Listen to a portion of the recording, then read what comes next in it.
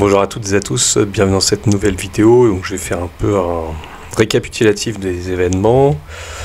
Donc on voit que tout s'éclaire, plus le temps passe, plus les masques tombent, plus on voit qui est contre qui est pour qui. Donc on a le bloc de l'Ouest, forcément euro-atlantiste, c'est-à-dire les États-Unis et donc avec l'OTAN, qui est le bras armé des États-Unis, avec l'Europe. Donc l'Union Européenne et le bloc, je dirais, euro-atlantiste ou euro-américain. Avec comme allié, on dirait plutôt on va dire le Japon par tradition, l'Australie, et puis le Canada, car il y a des agents de Davos là-bas, donc notamment Trudeau, Jardine, etc. Mais ils sont quand même de plus en plus isolés. Parce qu'on voit qu'ils se trouvent face à un empire qui commence à croître et menace leur hégémonie, surtout américain, euro-atlantiste, c'est-à-dire le nouvel ordre, ce qu'on appelle unipolaire, que veut maintenir les États-Unis, le gendarme du monde. Mais il n'est plus tout seul à décider. Maintenant, on voit qu'il y a le bloc de l'Est, Russie, Chine, les deux gros blocs, les deux gros pays, donc le bloc sino-russe, donc allié avec, on va dire, les pays principalement d'Asie, sauf peut-être le Japon, mais en tout cas la Corée, alors après, avec plus ou moins, on va dire, d'alliances officielles, mais on voit bien qu'ils se rapprochent de plus en plus. Les traités, même l'Arabie Saoudite qui se détache un peu des États-Unis au profit de l'achat de pétrole en Russie, donc on a le Qatar, tous ces pays-là, la Syrie, les BRICS forcément, donc Brésil, Russie, Inde, Chine et Afrique du Sud. Alors la Turquie, elle a joué un rôle ambivalent, on va dire, dans ce scénario, parce que elle se trouve à la fois membre de l'OTAN, donc on va dire plutôt le bloc euro-atlantiste, mais on voit qu'elle traite quand même avec Poutine, et des fois ils sont un peu comme main dans la main, ils gardent des relations plus ou moins cordiales. Donc on va dire que la Turquie fait le rôle de diplomate dans cette histoire, rôle de médiateur. On sait que c'est une plaque tournante, la Turquie au niveau mondial, elle se trouve un peu au centre de l'ancien empire mésopotamien, donc là où transitent tous les navires, tous les cargos, donc c'est un peu un centre névralgique qui a besoin d'équilibre, il n'y a pas besoin de passer d'un camp à un autre, mais on voit que les choses évoluent. Donc ça, c'est pour aussi au niveau un peu géographique, géopolitique. Donc on voit bien que les tensions se font. On a notre chère présidente qui est élue par personne, von der Leyen, là, qui devient complètement hystérique, folle. Donc vous pouvez référer à plein de vidéos d'analyse de soit Filippo Asselineau, d'autres économistes, Charles Gave, Olivier Delamarche, Marc Touati, il y en a plein. Comment il s'appelle l'autre, l'économiste, Philippe Murer, il est bien aussi, lui. Olivier Berruyer, il y en a plein. Ils disent tous un peu la même chose, que de toute façon on est dans une partie de poker où elle veut absolument la guerre et ne veut pas l'apaisement. Elle l'a carrément dit, donc à l'Union Européenne, à la Commission là, donc à Bruxelles. Nous ne cherchons pas l'apaisement, elle a dit on ira à la guerre, et en gros, et même si par exemple il y a l'élection par exemple en Italie des législatives en Italie, et il y aurait donc le parti d'extrême droite, alors Giorgia Meloni, qui est un peu la note Le Pen, on va dire, là-bas, qui sera en passe de gagner les élections, donc ça on va revoir ça prochainement. Et elle a dit, si elle passe, on a des moyens, des outils pour absolument contrer ça. Donc, au revoir la démocratie. C'est élu, mais c'est un peu comme le traité de Lisbonne avec Sarkozy. On va refaire à élire. C'est pas démocratique tout ça. Ça va pas. Donc on voit bien que c'est devenu une dictature, c'est devenu un régime totalitaire, hein, l'Union européenne via les États-Unis. Donc enfin, avec les États-Unis, hein, qui est que le toutou en fait des États-Unis, hein, l'Union européenne, mais qui se fait. Alors ce qui est ambivalent, ce que je comprends pas, c'est enfin ils se font détruire en fait un peu avec les sanctions là qu'ils appliquent bêtement. Mais ça renforce en gros les États-Unis, hein, ça renforce leur économie, ça renforce la guerre, ça a toujours profité. Mais c'est vrai que nous on est un peu le dindon de la farce dans l'histoire, donc l'Union européenne, c'est elle qui subit, qui prend les effets boomerang des sanctions, hein, contre la Russie. Donc lui, Poutine, pour l'instant, lui rigole. Enfin entre guillemets, parce qu'on voit qu'ils mettent sans arrêt de l'huile sur le feu, ils veulent absolument la pousser jusqu'à je sais pas quoi, une guerre mondiale. Enfin on voit qu'ils arrêtent pas de menacer, ils veulent pas chercher des discussions, ils veulent pas la paix quoi.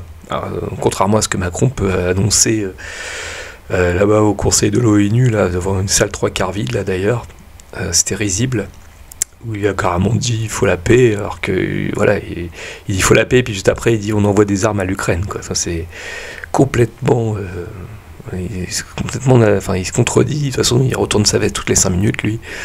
Il n'y aura pas de on va tout faire à la présidentielle, forcément c'est un menteur, hein, c'est un agent américain, on va tout faire pour sauvegarder, il n'y aura pas de pénurie, il n'y aura pas de coupure d'électricité. Puis juste après il y a Elisabeth Borne qui dit le contraire 2 semaines après ou un mois après. Enfin bref, tout cela est un cirque, une comédie qui doit absolument s'arrêter depuis cette histoire de Covid, mais malheureusement elle va s'arrêter dans le sang et les larmes, j'ai l'impression.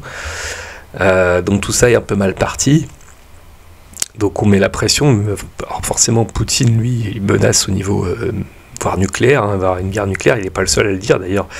On a vu les propos du président serbe, je crois, qui a annoncé c'est le président serbe qui a mis en garde contre un grand conflit mondial dans les 2 mois à venir, rien que ça.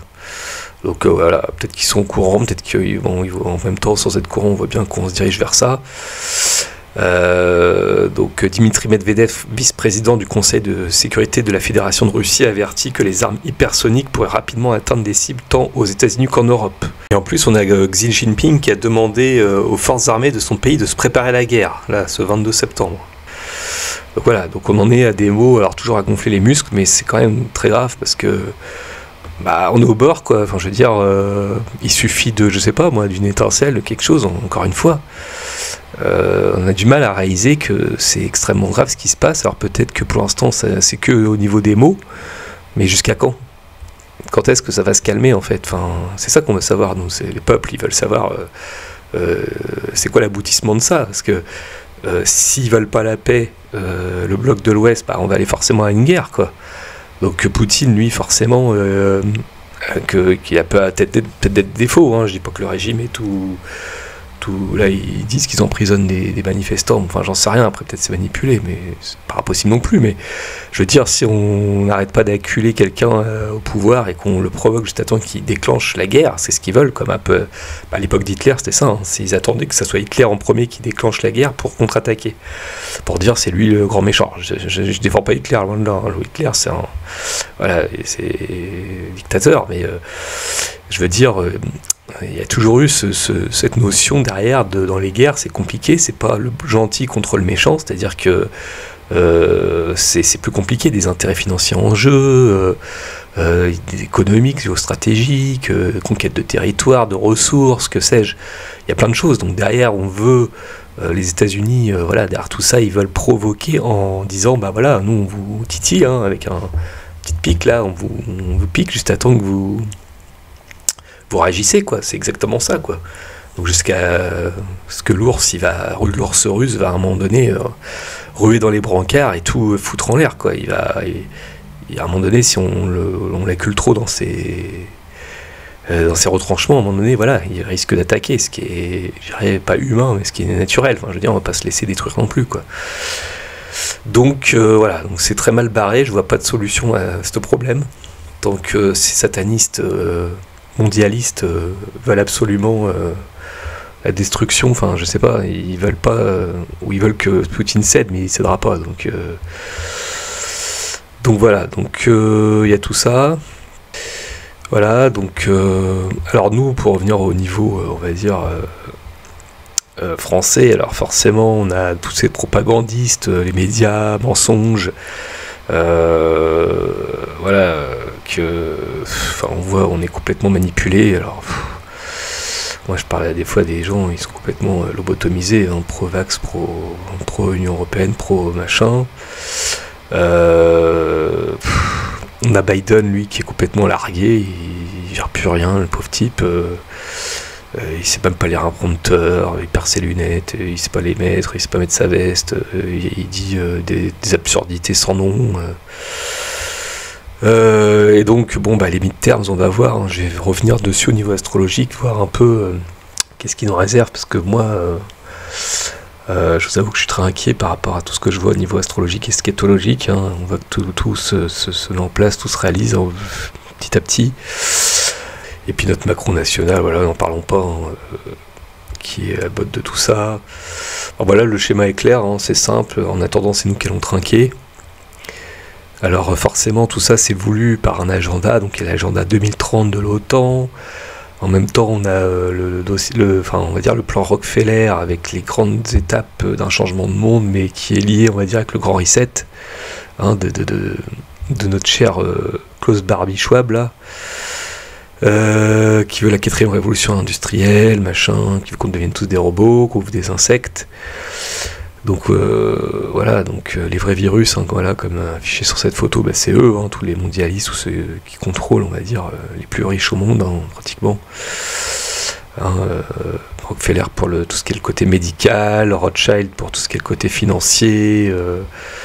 Voilà, Soros, tout ce qui a rapport avec l'immigration, les populations LGBT, machin, Kissinger, Gates, les propriétés agricoles qui s'est attribuées, voilà, puis il faut aussi leur botte, il y en a plein d'autres, mais bon, bref, c'est un truc de fou. On voit que les masques tombent, moi je le savais déjà, mais on voit de plus en plus que voilà, ça conforte officiellement, on va dire, voilà, on a tous les agents, hein, voilà, les agents de Davos, hein, qui sont passés par le Global Young Leaders là, ou le World Economic Forum, donc c'est des élèves, hein, Klaus Schwab, hein, donc on voit Macron, tous les présidents, hein, alors il y a eu Boris Johnson, maintenant c'est comment elle s'appelle, Liz Truss, hein, elle en a fait partie aussi, hein.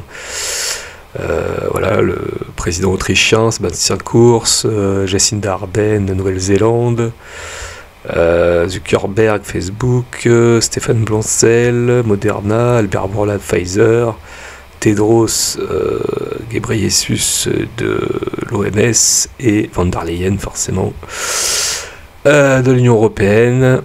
Voilà. Pour ceux qui découvrent un peu comment est fait notre monde, qui nous gouverne, en gros. Donc là, il y a eu un référendum en Russie, hein, pour le Donbass, là, et puis voilà, toutes les régions de Kherson, le sud-est, la Zaporijjia, Donetsk et Luhansk à l'est, là, qui deviendraient russes, hein, régions séparatistes. Voilà, donc référendum d'annexion par Moscou, annoncé dans ces 4 régions-là. Alors est-ce que ça va, donc officiellement, donc voilà, ça sera pas reconnu, hein, par forcément tout le blanc que je vous ai dit, européen et américain. Mais voilà, donc on va voir comment ça évolue, ça va, à mon avis, ça va créer encore des tensions, des pénuries, hein. On nous annonce déjà le grand reset qui se met doucement en place avec les pénuries énergétiques, qu'il faut baisser notre chauffage, donc des trucs de ouf, hein. Quand on écoute les médias, c'est hallucinant, quoi. C'est baisser votre chauffage comme des gosses. Voilà, ils nous préparent pour nous dire après, vous l'avez dit, hein, si on vous coupe, on vous avait prévenu, hein. Donc fallait pas trop chauffer, donc les douches froides et dire prends ça Poutine. Ah là là, utiliser ses batteries électriques pour chauffer ces appareils électriques, si on n'a plus de, parce qu'ils croient tous qu'on a une voiture électrique, quoi, voilà, n'importe quoi, donc sans parler de l'inflation forcément, donc c'est les pauvres qui vont trinquer, hein, forcément, hein. Travail, famine, patrie, c'est exactement ça, on va vers ça, les famines. Donc ça, c'est vrai qu'au niveau astrologique, malheureusement, alors je dis pas qu'on va vers des famines, c'est pas non plus hyper voyant dans un thème, mais il y a quand même des indices qui disent que de grosses restrictions au niveau alimentaire, et enfin un clash, quoi, il faudra s'adapter autrement hein, après ce dernier grand carré Saturne-Uranus. J'ai hâte de voir en fait cette bascule là, à partir de l'année prochaine. Hein, je parle toujours de l'époque de mars-avril, ou le printemps, où on a toutes les planètes lentes là, qui vont... Alors surtout Pluton, Saturne et Jupiter qui vont transiter dans des nouveaux signes. Alors le plus important, Pluton, hein, qui va faire quand même 20 ans, jusqu'à 2044, donc j'en reparlerai, je ferai une vidéo exprès hein, pour les prévisions 2023, avec Pluton, Saturne en Poisson, Pluton en Verseau, Saturne en Poisson, Jupiter en Taureau, enfin Bélier Taureau. Et donc il faudra s'attendre donc à cette grande bascule comme on nous annonce. Hein, donc est-ce que ça va être un chaos, avec derrière on va nous mater, on va nous emprisonner, on va nous broyer avec le numérique, hein, on va nous emprisonner, on voit de plus en plus de pays qui se mettent au numérique. Donc petit à petit au niveau des banques, donc je vois qu'au niveau des banques, alors je sais plus, alors c'est quel pays, Canada, ils commencent à mettre de l'argent numérique en place, tout doucement ils veulent mettre ça en place. Parce que le projet c'est ça, c'est donc le tout numérique, mais je pense qu'ils testent avant dans les pays pour voir comment ça fonctionne. Et on voit que ils disent hein, pour 2027, ils veulent que tout soit en numérique. Hein. En tout cas, c'est jusqu'à 2030. On sait qu'il y a l'idée 2020 jusqu'à 2030, là, l'agenda 2030. Pour 2030, en gros, il faut que tout soit un peu, on va dire, fait. C'est-à-dire, on a ce nouveau monde avec toutes ces cartes d'identité biométriques, ces passes. Ce monde d'après, quoi qu'ils veulent, hein, où on sera dans une prison à ciel ouvert, hein, avec un régime soviétique hybride capitaliste, hein, où les élites de ce monde vont nous contrôler de A à Z, hein, sur nos déplacements, sur notre façon de penser, donc la propagande, le fait de plus avoir de liberté d'expression, d'être dans une dictature, hein, comme on dirait en Russie, hein, le côté communiste. C'est exactement ça. Alors les peuples risquent de se révolter, donc chez nous, est-ce qu'on va revivre 1789? C'est pas impossible, mais apparemment ça serait au niveau mondial, hein, parce que forcément ça va pas toucher qu'un pays. Là ça va toucher, et on le voit dans les prophéties, hein, on a la prophétie de Madeleine Porsa qui a dit qu'à un moment donné, voilà, Madeleine Porsa, donc Clarisse Lyonnaise, qui prophétisa la fin des temps, donc vers 1850, donc ces publications furent publiées en 1866. Elle a dit: je vous annonçais les 7 crises, les 7 plaies et douleurs de Marie qui doivent précéder son triomphe et notre guérison. Intempéries, inondations, maladies sur les plantes et sur les animaux, choléra sur les hommes, révolution, guerre, banqueroute universelle et confusion. Les plaies précédentes ont été adoucies grâce à Marie qui a retenu le bras de son fils. Voici la 6e plaie, la crise du commerce. Le commerce marche à sa fin parce que la roue du char n'a plus son pivot, la confiance. Donc ça c'est la monnaie hein, qui chute, hein, la monnaie est basée que sur la confiance. Et voilà, donc quand elle perd de plus en plus de valeur, c'est là qu'on va voir l'effondrement de l'euro hein, qui va... Donc entre la 6e et la 7e crise, pas de repos, le progrès sera rapide. 1789 n'a renversé que la France, ce qui vient va être le renversement du monde. Voilà. Donc voilà, il faut se préparer à tout ça, ce grand bouleversement. Je doute qu'il se passe bien, malheureusement. En tout cas pour nous. Nous, le bas peuple. Donc bon, moi, je pourrais en dire plein, et bon, je ne vais pas être trop long. Je voulais en même temps faire des analyses astrologiques pour vous parler un peu de la chute déjà du Titanic de la français. Hein, surtout nous, déjà, en France, on est très préoccupés déjà par notre pays, en premier lieu. Donc avant de s'intéresser... alors je dis pas qu'il ne faut pas défendre les autres pays, mais voilà, déjà nous, on est en train d'être détruits, donc qu'est-ce qui va rester de la France, quoi. On voit que là, il y a des tensions fortes, comme j'avais dit, avec cette opposition d'Uranus natal transit. On le voit aussi en astrologie, même uranienne. Hein, j'ai regardé comment il s'appelle, Kevin Meunier, là, qui maîtrise ça, l'astrologie uranienne. Moi, je la maîtrise pas bien. Hein, j'ai essayé de le faire, c'est pas évident. Même si je vois un peu, mais on voit même en astrologie iranienne, voilà, c'est très parlant, une grande guerre mondiale. Enfin, c'est des grandes guerres, des grandes tensions avec des politiques qui prennent l'ascendant. On a un mi-point, je crois, c'est Vulcain Chronos, donc la puissance de l'État, la puissance du pouvoir hein, qui prend sa mainmise, et Zeus en mi-point du point vernal. Donc ça c'est le monde, hein, le point vernal, hein, le monde entier qui est touché par le feu, Zeus, hein, le feu de Zeus, l'éclair de Zeus, c'est-à-dire tout ce qui est plutôt les guerriers, donc les grandes guerres. Mais ça conforte un peu l'analyse astrologique tropicale traditionnelle, mais qu'on voit de d'autres manières avec des cycles planétaires. Hein, même si c'est pas la même approche, c'est peut-être plus précis au niveau, on va dire peut-être, voilà, c'est beaucoup plus, mais c'est beaucoup plus, c'est comme l'astrologie chinoise que j'ai fait un moment, qui est assez obscure, mais qui est très intéressante, mais qui est tellement difficile à décrypter. Je trouve que pour décrypter, c'est plus simple l'astrologie tropicale, même si elle est peut-être plus simpliste, mais même plus généraliste et moins précise, entre guillemets.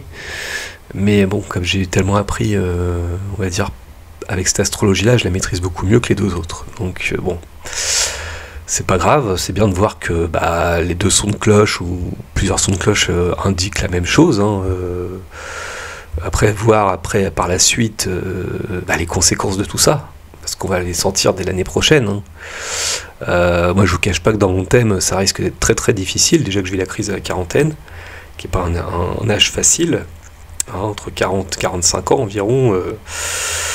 Donc là, je le sens déjà depuis la crise du Covid, hein, et ça monte crescendo. Hein, bon, je ne vais pas rentrer dans la vie privée, mais voilà, pour vous dire, je le vois quand même dans mon thème déjà. Alors c'est vrai que j'ai essayé de regarder un peu tous les thèmes de chaque personne. Alors le côté économique ressort un peu, mais peut-être moins fort selon certaines personnes. Donc on voit bien que on appauvrit quand même les gens de plus en plus. Donc c'est toujours les plus riches qui vont s'en sortir. Donc ça, malheureusement, c'est le problème du fossé, de creuser les inégalités. Hein. C'est ça qui est problématique avec un chômage de masse. On va donc tous nous mettre de plus en plus au chômage si on ferme toutes les entreprises, si on dévalue la monnaie, enfin, tout est fait pour appauvrir les gens, quoi. La classe moyenne, elle va disparaître. Donc c'est assez terrible quand même ce qui se passe. Donc ouais, ça c'est inquiétant. C'est pour ça que bon, toujours préconisé déjà de se préparer, hein, que ce soit économique, alimentaire, enfin dans tout. Déjà de ne pas tout laisser en banque, hein, les avoirs, hein, parce que quand il y aura ce fameux crack, alors est-ce qu'il va vraiment avoir lieu? A priori oui, hein, selon déjà les prophéties, les économistes, de plein de choses qui disent que déjà l'euro risque d'exploser, la zone euro, donc forcément l'euro avec. Et là je pense que ça va être déterminant, on dit beaucoup, par exemple Touati en parle,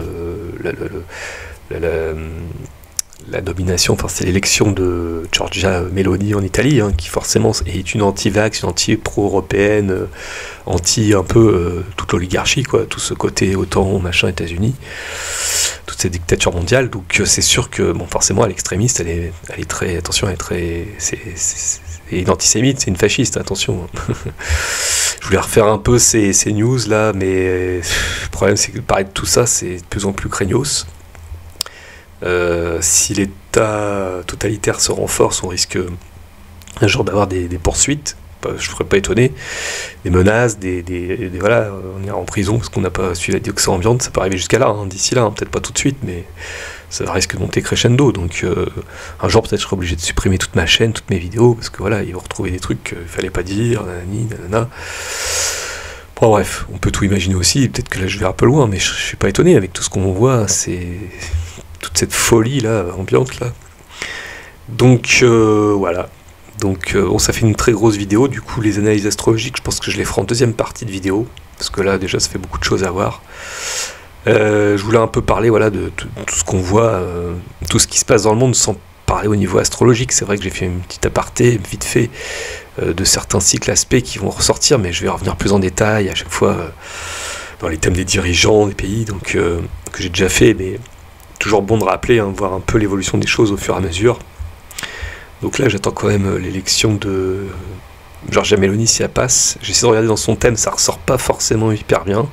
Alors oui, il y a des chances, mais ça ressort pas non plus. Il y a des risques de déception, il y a des risques de... Voilà, donc bon, on va voir. Il n'y a pas de certitude non plus par rapport à ça. Voilà, donc j'ai fait un peu le tour. Donc gardez votre esprit critique, ne vous regardez pas que la télé, enfin évitez de la regarder si possible.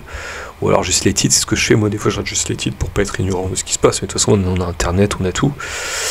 Je m'informe beaucoup forcément sur YouTube, les articles. Donc voilà, toutes les personnes là que je vous ai citées, il y a plein de trucs, il y a les chaînes TV Liberté, il y en a plein hein, qu'il faut regarder, qui nous informent mieux. Voilà, après bon, je sais bien qu'il y a ce côté conspirationniste, complotiste derrière, mais voilà, maintenant on sait bien que on est plus à croire ça que à croire les médias qui mentent ouvertement de plus en plus. Donc là, il n'y a plus de doute à avoir. Maintenant, si on n'a pas compris, je pense qu'il y a des gens quand même qui commencent à se réveiller par rapport à ce qui se passe. Ça prend du temps. Mais ouais, ça prend du temps quand même. Mais voilà, ça... de toute façon, plus ça sera tendu, plus ça va être difficile, plus les gens vont devoir se révolter, donc ils vont se réveiller contre le pouvoir en place, quoi. Donc, mais malheureusement, comme on dit, c'est quand le frigo sera vide que c'est là qu'on va réagir. On est un peu tous dans le même bateau, je dirais, entre guillemets. Donc voilà, hormis les grands dissidents, les grands autonomistes survivalistes qui sont préparés depuis longtemps. Voilà, voilà. Alors, voilà, après il faut des moyens aussi, on fait pas ça comme ça, c'est vrai que c'est pas non plus simple de sortir entre guillemets d'un système qu'on ne peut pas vraiment sortir en fait. Moi ce qui m'inquiète le plus c'est l'argent numérique en fait, comment on va faire si demain tout est numérique, ça me paraît tellement impossible. Enfin c'est pas impossible mais ça me paraît tellement fou quoi, tout ce qu'ils le mettent en place.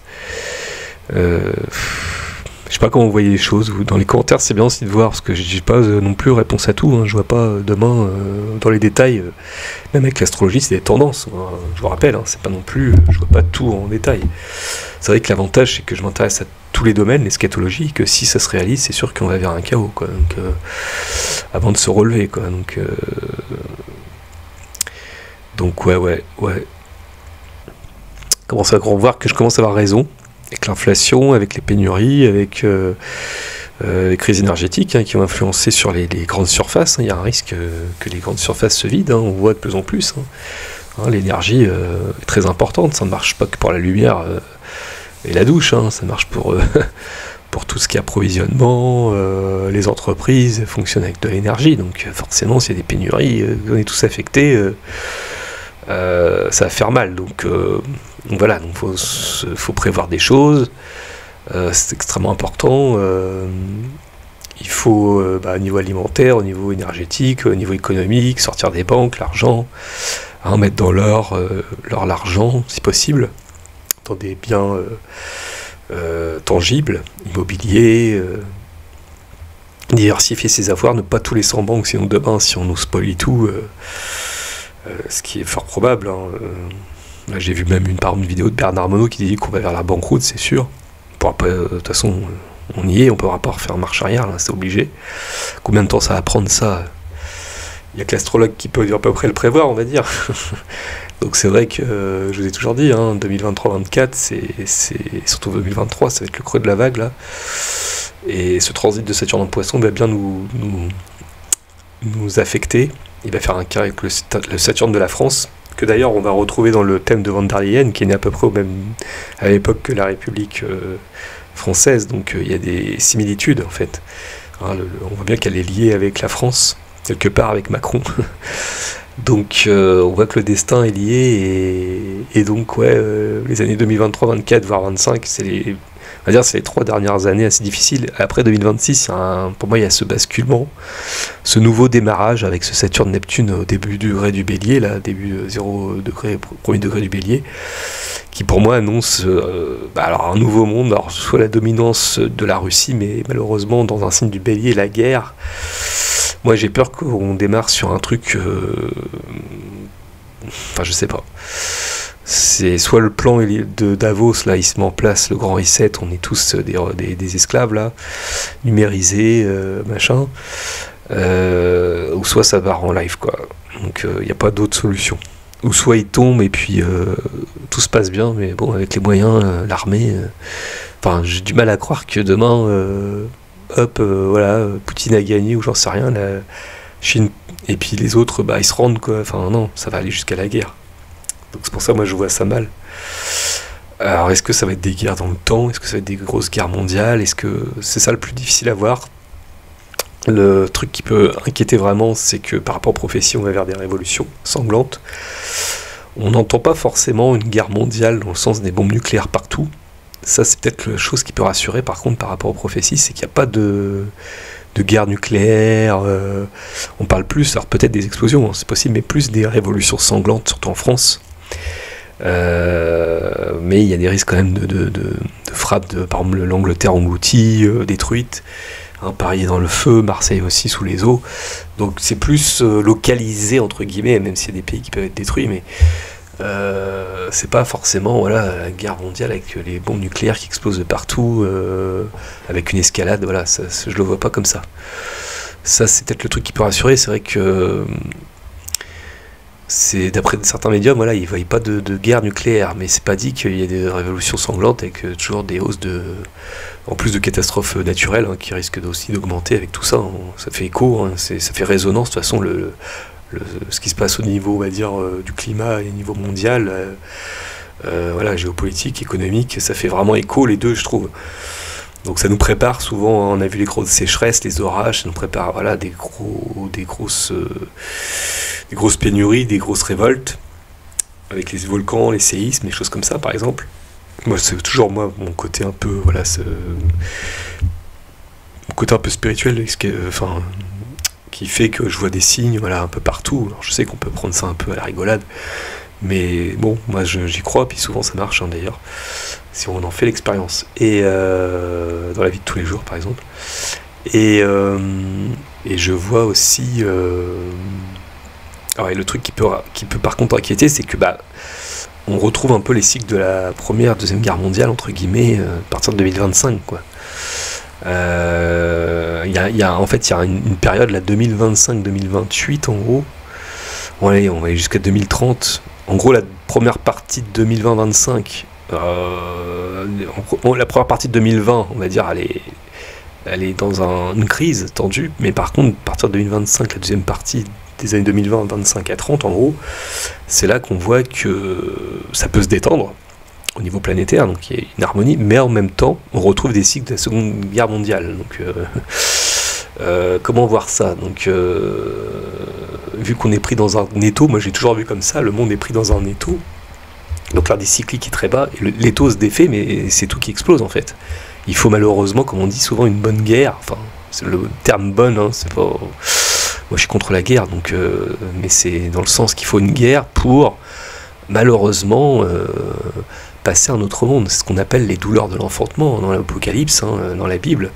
C'est ce qui est dit, hein, les douleurs de l'enfantement avant d'accoucher d'un nouveau monde. C'est pas mal la symbolique, hein, et c'est vraiment ça, quoi. On est dans ça, quoi. On sent vraiment que le nouveau monde, comme on dit, on attend tous un nouveau monde, l'ère du Verseau, machin, qu'on a un peu dans ça, avec ce transit de Pluton en Verseau qui commence tout doucement, le cycle Saturne-Uranus en signe d'air pendant 139 ans.